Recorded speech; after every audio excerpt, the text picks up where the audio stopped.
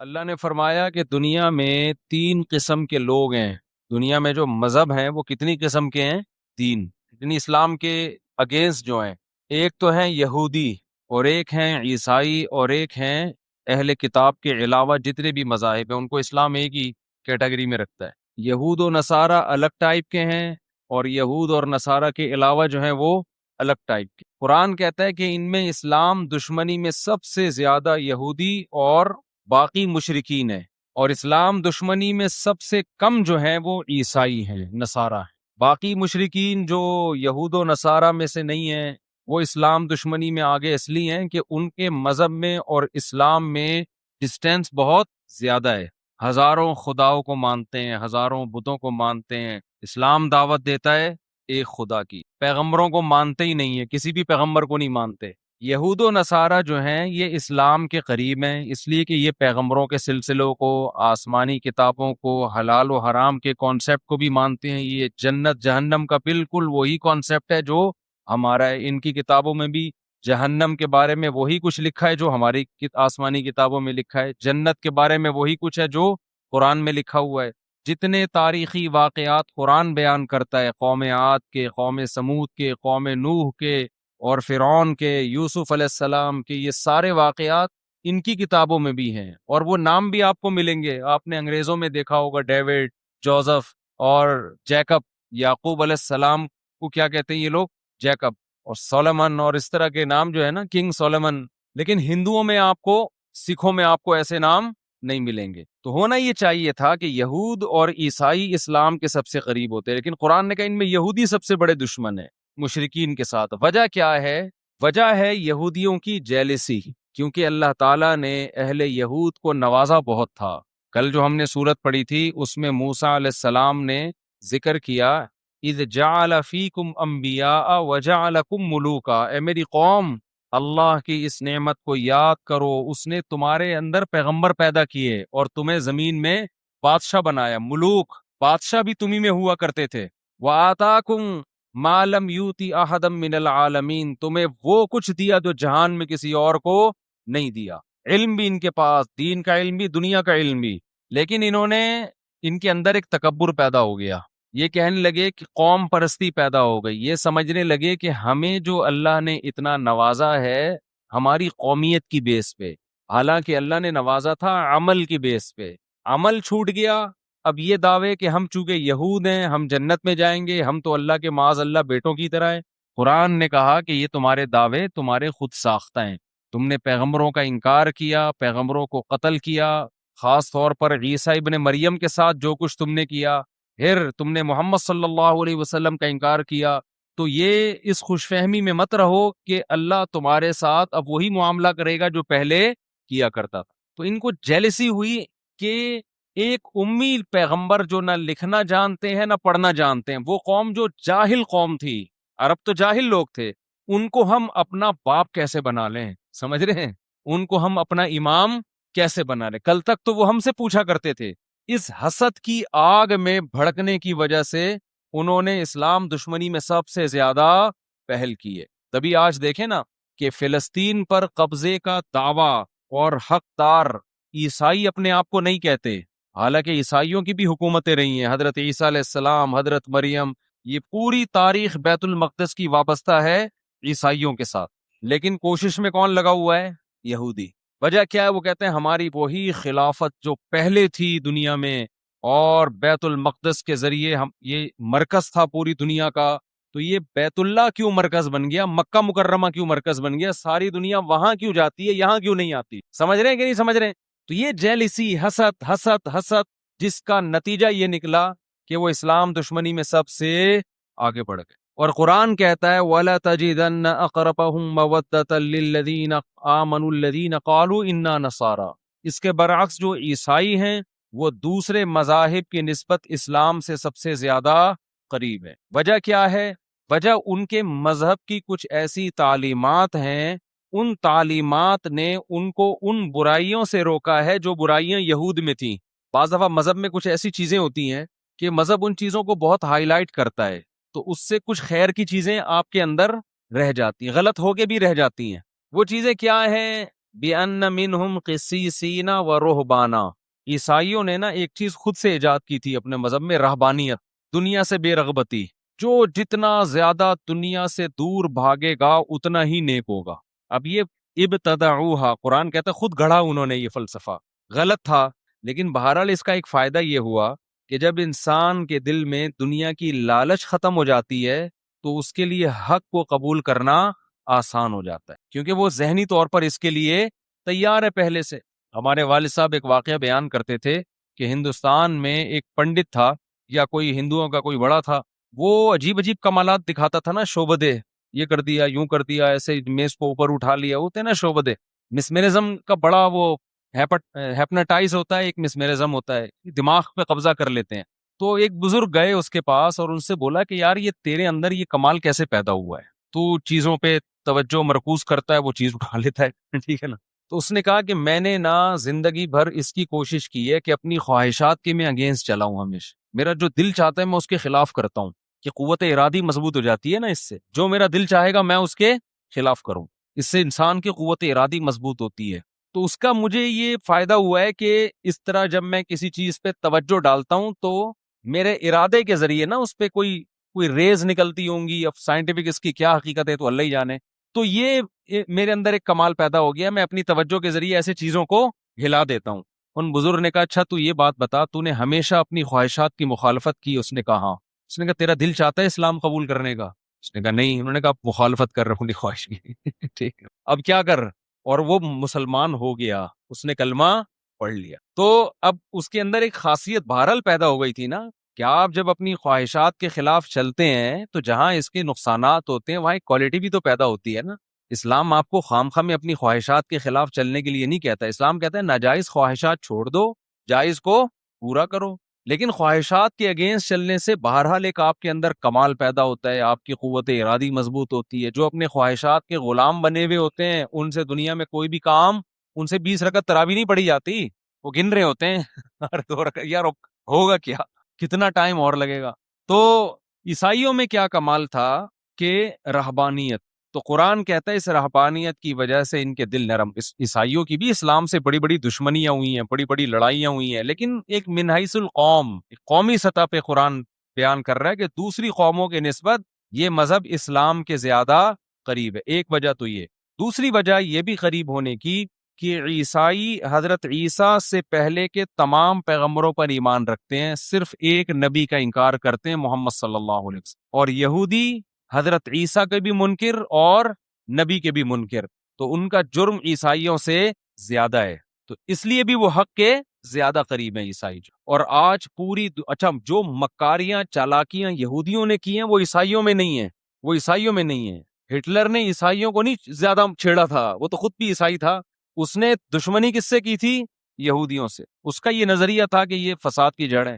پھر کہتے ہیں اس نے کچھ یہودی چھوڑ دیے، اس لیے چھوڑ دیے کہ دوبارہ یہ فساد کریں گے تو لوگ پھر مجھے کہیں گے اس نے صحیح کیا تھا. یہ اس کی رائے تھی، میں نہیں کہہ رہا یہ، ٹھیک ہے نا، میں نہیں کہہ رہا یہ، وہ جانے، آپ جانے، ہٹلر جانے. تو عیسائی، اچھا سارے یہودی بھی ایک جیسے نہیں ہوتے، یہ خوب سمجھ لیں. ہم نے بعض یہودی دیکھے ہیں، سنے بھی ہیں ان کے بارے میں، وہ بھی اسلام کو بہت سے مقام پہ سپورٹ کرتے ہیں. سب کو ایک ہی لاٹھی سے کبھی بھی نہیں ہانکنا چاہیے. ہانگ کانگ میں وہاں کے مفتی اعظم سے میری ملاقات ہوئی، انہوں نے کہا کہ یہاں ہمیں یہودی سپورٹ کرتے ہیں، ہم یہودیوں کو سپورٹ کرتے ہیں، کیونکہ آسمانی مذاہب ہے نا، تو یہاں پر یہودی مسلمانوں کا ساتھ دیتے ہیں، واللہ عالم. تو ہر جگہ سب ایک جیسے نہیں ہوتے. تو آپ کو کوئی یہودی نظر آیا تو آپ نے فوراً قرآن کی آیت پڑھ کے اس کا سر ڈنڈے سے کوٹ دیا کہ اسلام، ضروری نہیں ہے کہ وہ بھی اسلام دشمن ہو. بلکہ آپ کو میں کمال کی بات بتاؤں کہ جب لندن کی یہ جو یو کے ہے، یونائٹڈ کنگڈم، اس کی اسمبلی میں یہودیوں نے یہ آواز اٹھائی تھی کہ ہمیں ایک الگ ریاست چاہیے اسرائیل کے نام پہ. تو اس کی سب سے پہلے مخالفت جس نے کی تھی وہ یہودی تھا، اور اس نے اس بیس پر مخالفت کی تھی کہ ہماری 1300 سال ہو گئے مسلمانوں سے اب تک کوئی جنگ نہیں ہوئی ہے. وہ جو نبی کے دور میں ہوئی تھی اس کے بعد سے جنگیں ہماری نہیں ہوئی ہیں، تو ہم خام میں مسلمان جیسی اتنی بڑی قوم سے کیوں پنگا لے بھائی، ہم بلا وجہ ایک نیا شوچا چھوڑ دیں. ہم اب تک ہماری مسلمانوں سے کوئی جنگ نہیں ہوئی ہے. اور حقیقت ہے خلافت عثمانیہ نے یہودیوں کو سپورٹ کیا تھا، بچایا تھا بہت سے. ترکی آپ جائیں نا، ہسٹری پڑھیں تو آپ کو پتا چلے گا بہت سے یہودیوں کی پناہ گاہ تھی یہ ترکی. مسلمان ان کو پناہ دیتے تھے، ان کی جانوں کی حفاظت کی ہے، کیونکہ یہ ان سے کوئی پنگا پھڈا چل نہیں رہا تھا مسلمانوں کا. لیکن بہرحال احادیث میں ہے کہ آخری جو مسلمانوں کی سب سے بڑی جنگ ہوگی وہ کس سے ہوگی؟ یہودیوں سے ہوگی. تو وہ پیشگوئی نبی کی پوری ہونی تھی, تو وہ اسرائیل کے نام پہ ایک شوشہ چھوڑ دیا. پھر جو فلسطینیوں پہ ظلم ہوا وغیرہ وغیرہ جو کچھ ہو رہا ہے. تو میں یہ عرض کر رہا تھا کہ عیسائیوں میں دوسری کوالٹی کیا ہے کہ یہ تمام پیغمبروں پر ایمان رکھتے ہیں. ان میں وہ چالاکیاں نہیں تھی جو کس میں تھی؟ یہود میں. یہی وجہ ہے کہ دنیا میں جو سب سے زیادہ مذہب قبول کرنے والی قوم ہے نا اسلام, وہ عیسائی ہے. میں نے بھی اس کا مشاہدہ کیا, سب سے زیادہ عیسائی لوگ ہیں جو اسلام کو قبول کرتے ہیں. ان میں یہ ریشو دوسرے مذاہب کی نسبت سب سے زیادہ ہے. امریکہ میں تو آئے دن لوگ مسلمان ہو رہے ہیں. لندن میں بھی ہمارے اتنی بڑی بڑی داڑیاں رکھتے ہیں وہ انگریز, بہت بہت زیادہ ہے. آگے اللہ نے فرمایا وَإِذَا سَمِعُوا مَا أُنزِلَ إِلَى الرَّسُولِ تَرَىٰ أَعْيُنَهُمْ تَفِيضُ مِنَ الدَّمْعِ. یہ اہل کتاب جو عیسائی ہیں, جب ان پر اللہ کی آیات تلاوت کی جاتی ہیں تو اے مخاطب تو ان کو دیکھے گا ان کی آنکھیں بہنا شروع کر دیتی. وجہ کیا ہے کہ یہ تورات پڑھ پڑھ کے نا یہ اللہ کے کلام سے مانوس ہو چکے ہوتے ہیں. جنہوں نے آسمانی کتابیں پڑھی ہیں نا تورات اور انجیل, انہیں اللہ کے کلام سے کچھ نہ کچھ مناسبت پیدا ہوتی ہے. تو عیسائیوں میں جو پادری ہیں جو حق پرست ہیں, جب وہ کلام اللہ سنتے ہیں تو قرآن کہہ رہا ہے کہ ان کی آنکھیں بہنا شروع کر دیتی ہے, اور ان کو یقین ہو جاتا ہے کہ یہ وہی کلام ہے, بالکل اسی طرز کا کلام ہے جو اللہ نے موسیٰ کلیم اللہ اور عیسیٰ روح اللہ پہ نازل کیا. ڈاکٹر حمید اللہ صدیقی کے نام سے ایک بہت بڑے اسکالر گزرے ہیں, خطبات بہاولپور جن کی مشہور کتاب ہے. صدیقی ہیں یا نہیں؟ ڈاکٹر حمید اللہ صدیقی, شاید میں نے خود لگا دیا. ڈاکٹر حمید اللہ بہت بڑے اسکالر, حیدرآباد دکن کے تھے وہ. ان کی بڑی ریسرچ تھی کتابوں پہ, نایاب نسخوں پہ. تو ان کی تورات انجیل پر بھی بڑی ریسرچ, قرآن پر تو تھی. وہ یہ کہا کرتے تھے کہ آپ تورات کا یعنی جو موجودہ عہد قدیم اور عہد جدید ہے اس کا اور قرآن کا مطالبہ کریں نا تو آپ کو ان کا انداز بیان سیم ملے گا. یہ خود اس کی علامت ہے کہ یہ ایک ہی ذات سے نکلے ہوئے کلام, یعنی اتنی تحریفات کے باوجود بھی جو آیتوں کا انداز ہے اور کلام کا جو طرز ہے وہ بالکل سیم ہے, وہ بالکل سیم ہے. یہی وجہ ہے کہ نجاشی کے سامنے, نجاشی عیسائی بادشاہ تھا, جب حضرت جعفر طیار رضی اللہ تعالی عنہ نے نجاشی بادشاہ کے سامنے سورہ مریم کی تلاوت کی ہے. سورہ مریم سے یاد آیا, لوگ اکثر مجھ سے پوچھتے ہیں آپ تلاوت اپلوڈ کریں. ہماری تلاوت یوٹیوب پہ تراویح کی اپلوڈ ہوئی بھی ہے, آپ لکھیں گے نا مفتی طارق مسعود ریسائٹنگ آ جائے گی, وہ بار بار نہ کریں, کہیں ایک ہی بات, اپلوڈ ہوئی بھی ہے, سن لیں. سورہ قصص بھی ہے, سورہ مریم بھی ہے, تو جس نے سننی ہے, نہیں سننی تو وہ بڑے بڑے قاری ایک سے ایک پڑے ہوئے ہیں یوٹیوب پہ. تو بھائی تو حضرت جعفر طیار رضی اللہ تعالیٰ عنہ نے جب سورہ مریم کی تلاوت شروع کی ہے تو نجاشی اور اس کے گرد جتنے پادری بیٹھے ہوئے تھے سب کی داڑیاں رو رو کے تر ہو گئی. تو نجاشی نے اس موقع پہ کیا کہا تھا کہ اللہ کی قسم یہ وہی اسی جیسا کلام ہے جو اللہ نے عیسیٰ ابن مریم پہ نازل کیا. اسی کا قرآن تذکرہ کر رہا ہے وَإِذَا سَمِعُوا مَا أُنزِلَ إِلَى الرَّسُولِ تَرَىٰ أَعْيُنَهُمْ تَفِيضُ مِنَ الدَّمْعِ. جب یہ رسول پہ جو کلام نازل ہوا یہ سنتے ہیں, اے مخاطب تو دیکھے گا ان کی آنکھیں آنسوؤں سے بہنا شروع کرتی. یہ بھی بلاغت ہے قرآن کی. یہ نہیں کہا کہ آنکھوں سے آنسو بہیں گے, آنسوؤں میں آنکھیں بہنا شروع کر دیں گی. یہ بلاغت ہے. اتنا روتے ہیں جیسے آنکھیں بہتی چلی جا رہی ہیں. تو بہت ایسے واقعات ہیں قرآن پڑھ کے رونے کے. غیر مسلموں نے سنا, حضرت عمر نے سنا, کیسا دل پگھل گیا ان کا. نجاشی نے سنا, اس کے پادریوں نے سنا. آپ کہہ سکتے ہیں مدینہ کے جو لوگ تھے وہ کیوں نہیں روتے تھے, جو دشمن تھے. یاد رکھیں جب آپ کے دل میں کسی کا بغض پیدا ہو جائے نا, ایک دفعہ کینہ پیدا ہو جائے, پھر آپ دلائل کو سائڈ پہ رکھ دیتے ہیں, پھر آپ ہمیشہ اس کے خلاف کوشش میں لگے رہتے ہیں. آج جو مسلکی اختلافات ہیں نا, 8 رکعت تراویح, 20 رکعت تراویح, رفع الیدین, ٹانگیں چوڑی ٹانگیں پتلی, ان کا بھی مسئلہ سارا یہی ہے.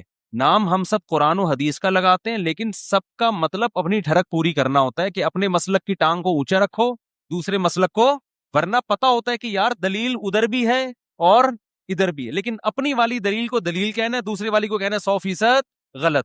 یہ ٹھڑک چل رہی ہے آج کل مارکیٹ میں. لیبل کیا لگایا جا رہا ہے؟ قرآن و حدیث کا. سمجھ رہے ہو نا, لیبل قرآن و حدیث کا, کیونکہ ہمیں تو صبح و شام تجربہ ہوتا ہے. جب آپ دلائل دینا شروع کرتے ہو تو نہیں یہ ضعیف ہے, یہ یوں ہے تو یہ یوں ہے, خام خواہ کے فتوے ٹھوکنا شروع. اور کمال کی بات یہ کام وہ لوگ زیادہ کر رہے ہوتے ہیں جو خود کو مسلک پرست نہیں کہتے. وہ لوگ یہ زیادہ کر رہے ہوتے ہیں جو کہتے ہیں ہمارا کوئی مسلک نہیں ہے. اس سے پتہ چلتا ہے آپ تو کا تو ایسا مسلک ہے کہ آپ اس کے علاوہ سب کو جہنمی سمجھتے ہو. ایک چھوٹی سی بات کر کے آگے چلتا ہوں. آپ نے بہت سے لوگ دیکھے ہوں گے جو کہتے ہیں ہم شخصیت پرست نہیں ہیں, ہم کسی شخصیت کو نہیں مانتے. 99.9% میں نے ایسے لوگوں کو ایسا شخصیت پرست دیکھا ہے کہ آپ کسی صحابی کو برا بلا کہہ دو, ان کو غصہ نہیں آئے گا. ان کے باپ کو آپ ذرا سا برا بلا کہہ کے دیکھو, ان کے منہ سے جھاگ نکلنا شروع ہو جاتا ہے غصے میں. ٹھیک ہے نا. یہ کہتے ہیں کہ حضرت معاویہ پہ بھی اعتراض ہو سکتا ہے, حضرت ابو سفیان پہ بھی ہو سکتا ہے, بڑے بڑے صحابہ حضرت عثمان پہ بھی ہو سکتا ہے, لیکن ہمارے باپ پہ اعتراض نہیں ہو سکتا. سمجھ رہے ہیں؟ ہمارے باپ کے بارے میں اگر کسی نے بتا دیا نا, روحانی باپ بتا دیا نا کسی نے کہ یہ محترم نے غلطی کی ہے اور یہ 100% غلطی ہے, تو یہ ایسا جھاگ ان کے منہ سے نکلتا ہے نا غصے میں. ان کے کمنٹ سے پتا چلتا ہے کہ یہ لوگ حضرت معاویہ پہ طنز برداشت کر لیں گے, یہ حضرت ابو سفیان پہ, حضرت عثمان پہ, بڑے بڑے صحابہ پہ, لیکن جب ان کے کسی پیر و مرشد کو آپ ذرا چھیڑ کے تو دیکھیں تو ان کے منہ سے کیا جھاگ نکلتا ہے اور کیا غضبناک ہوتے ہیں. ان کے خلاف یہ ایک حرف سننا پسند نہیں کرتے. ہمارے حضرت نے ایک دور میں کتاب لکھی, ایک مشہور شخصیت, انہوں نے صحابہ پہ بڑے اعتراضات کیے تھے. تو اور ان کا جب ان پہ لوگوں نے اعتراضات کیے کہ آپ صحابی رسول پہ اعتراض کر رہے ہیں, تو انہوں نے کہا تنقید سے بالا ذات صرف پیغمبر کی ہے, پیغمبر کے علاوہ ہر ایک پر تنقید ہو سکتی ہے. یہ اصول پیش کیا. تو ہمارے حضرت نے ان کی کتابوں سے ان پہ تنقیدیں شروع کر دی نا, تو ان کے ماتحتوں کو اتنا غصہ آیا, اتنی پوچھاڑ, اور یہ ایسے ہیں تو یہ یوں ہیں تو یہ یوں ہیں. انہوں نے فرمایا کہ تم عجیب لوگ ہو, صحابہ کو تو تم تنقید سے بالا تر نہیں سمجھتے, لیکن جب تمہارے پیر و مرشد, تمہارے امیر پر تنقید کی جاتی ہے تو بجائے ٹھنڈے دل آرام سے سن کے تمیز سے اس کا جواب دو, ایسا نہیں کرتے, ایک دم جھاگ اگلنا شروع. یہ آج کل مارکیٹ میں چل رہا ہے. جماعت المسلمین والے ایک ریٹائر ہو کے یہاں پر آ گئے نا, جماعت المسلمین میں بہت گھومے تھے وہ, پھر انہوں نے چھوڑ دیا جماعت المسلمین کو. میں نے کہا کیوں چھوڑا؟ کہہ رہے ہیں یار یہ ہر وقت امام ابو حنیفہ کے خلاف بولتے ہیں کہ اندھی تقلید اندھی تقلید, لیکن کہتے ہیں آپ لوگ امام ابو حنیفہ کی ایسی تقلید نہیں کرتے جیسے یہ جماعت کے امیر کی تقلید کرتے ہیں. جماعت المسلمین کہہ رہے ہیں یہ صرف ہوائی باتیں ہوتی ہیں, یہ آپ لوگوں سے بڑے مقلد ہیں. یہ لوگ لیبل لگاتے ہیں کیونکہ ان کے خلاف جب کوئی حدیث پیش کی جائے نا, دلیل پیش کی جائے, تو یہ نہیں سنتے. تو یہ آج کل مارکیٹ میں چل رہا ہے. اس لیے میں آپ کو ایک بات بتا رہا ہوں, یہ تجربوں کے بعد ہے کہ چاروں اماموں کو فالو کرو آپ, کیونکہ پوری امت نے ان کو فالو کیا. ان کی ریسرچ, ان کی تحقیق 1200-1300 سال سے پوری دنیا میں فالو کی گئی ہے. یہ 2-4 لوگوں کی, انڈیا پاکستان بنگلہ دیش کی بات نہیں ہے. پوری دنیا میں جب سے یہ فقہ مرتب ہوئے ہیں انہی چاروں کو فالو کیا جا رہا ہے. ان سے اگر ہٹو گے تو قرآن و حدیث کے نام پہ ایسے بے لگام ہوگے نا, آپ اس کو قرآن و حدیث سمجھ رہے ہوگے لیکن وہ آپ کی خواہشات ہوں گی یا آپ کا اپنا ٹیکنیکل فالٹ ہوگا جو حدیث سمجھنے میں آپ نے غلطی کی ہوگی. تو امت ایسے ہی اتنی بڑی چیز پہ جمع تھوڑی ہو گئی ہے. اگر ہم شخصیت پرست ہوتے تو ہم آپ کو صرف امام ابو حنیفہ کی دعوت دے رہے ہوتے. ہم تو کہتے ہیں بڑے بڑے فقہاء ہیں جن کا نصاب مرتب ہو چکا ہے, جن کی کتابیں مرتب ہو چکی ہیں, صدیوں سے یہ دنیا میں نافذ ہیں, انہی میں سے کسی ایک کو فالو کر لو بس. اگر ہٹو گے نا, آج کے اسکالرز کے پیچھے جاؤ گے تو تمہیں اللہ کے راستے سے ہٹا دیں گے. لیبل بہت اچھے اچھے لگے ہوئے ہوں گے اور تم ان کو قرآن و حدیث اس لیے سمجھو گے کہ تمہارے پاس خود قرآن و حدیث کا علم نہیں ہے, اس لیے کم علمی کی وجہ سے آپ سمجھ رہے ہوگے یہ دلیل سے بات کر رہا ہے. سمجھتے ہوگے نہیں سمجھتے؟ خیر, تو اللہ نے کیا فرمایا, اذا سمعوا ما انزل الی الرسول, قرآن سن کے رونا جو ہے نا, یہ ہمیشہ سے اہل اسلام کی بھی عادت رہی ہے, جو غیر مسلم سنا کرتے تھے ان کی بھی. میں جب ملیشیا میں تھا تو ہم کہیں گھومنے پھرنے کے لیے نکلے تو ساحل سمندر پہ میں نے 2 عیسائی دیکھے, کوئی بیٹھا ہوا دم کر رہا ہے ان کے اوپر نا. میں گیا انٹرویو لینے کے لیے ان سے, میں نے پوچھا کیا ہے, کیا کر رہے ہیں؟ انہوں نے کہا یہ سورہ رحمان پڑھ کے ہم پہ دم کر رہے ہیں, کوئی مولوی صاحب. میں نے کہا آپ کا مذہب کیا ہے؟ انہوں نے کہا ہم عیسائی ہیں. تو میں نے کہا آپ تو عیسائی ہیں تو سورہ رحمان کا دم کیوں کروا رہے ہیں؟ تو انہوں نے کہا ہم جب قرآن کا دم اپنے اوپر کرواتے ہیں نا کسی بھی مولوی صاحب سے یا کہیں سے بھی, قرآن کی آیتیں, تو ہمیں سکون ملتا ہے اس سے. تو یہ قرآن کے مزاج میں یہ چیز داخل ہے, قرآن کی روح میں یہ چیز داخل ہے کہ اس کی تلاوت انسان کے دلوں کو سکون دیتی. آج تو لوگ سمجھتے نہیں ہیں نا کیا پڑھا جا رہا ہے, اس لیے اثر ہی نہیں ہوتا. تو قرآن کو سمجھنے کی کوشش کرنی چاہیے. صحابہ کے ایسے واقعات ہیں, حضرت عمر رضی اللہ تعالیٰ عنہ فجر کی نماز میں جب تلاوت کرتے اتنا روتے, بعض دفعہ کہتے ہیں رو رو کے گر جایا کرتے تھے, بیمار ہو جایا کرتے تھے. حضرت عکرمہ رضی اللہ رحمہ اللہ تعالیٰ, جو حضرت عبداللہ بن عباس کے شاگرد ہیں, قرآن کی تلاوت سے پہلے اس کو آنکھوں سے لگاتے اور کہتے ہاذا کلام ربی ہاذا عہد و منشور ربی, یہ میرے رب کا کلام ہے، یہ معمولی کتاب نہیں ہے، اور یہ میرے رب کا عہد نامہ ہے، منشور ہے، میرے رب نے اس میں قوانین بیان کیے ہیں، منشور ہے یہ، میرے رب نے اس کتاب میں مجھ سے کچھ معاہدے کیے ہیں۔ تو یہ اتنی عظیم کتاب ہے جس میں میرا رب مجھ سے کہہ رہا ہے تم اپنی ذمہ داری پوری کرو، یہ کرو، اور میں اس کے بدلے میں تمہیں یہ دوں گا۔ تو اتنی عظیم کتاب ہے، پھر اس کو آنکھوں سے لگاتے، اس کا بوسہ لیتے اور پھر رونا شروع کر دیا کرتے تھے۔ تو ہمارے اسلاف نے اس کی بڑی قدر کی ہے۔ آج ہمارے گھروں سے قرآن نکل گیا ہے، بچوں کو سکھانا بھی چھوڑ دیا ہے، سیکھ جاتے ہیں مدرسوں میں، کہیں اسکولوں میں، تو پڑھتا تلاوت ہی نہیں کرتے، پورے پورے سال قرآن بند رہتے۔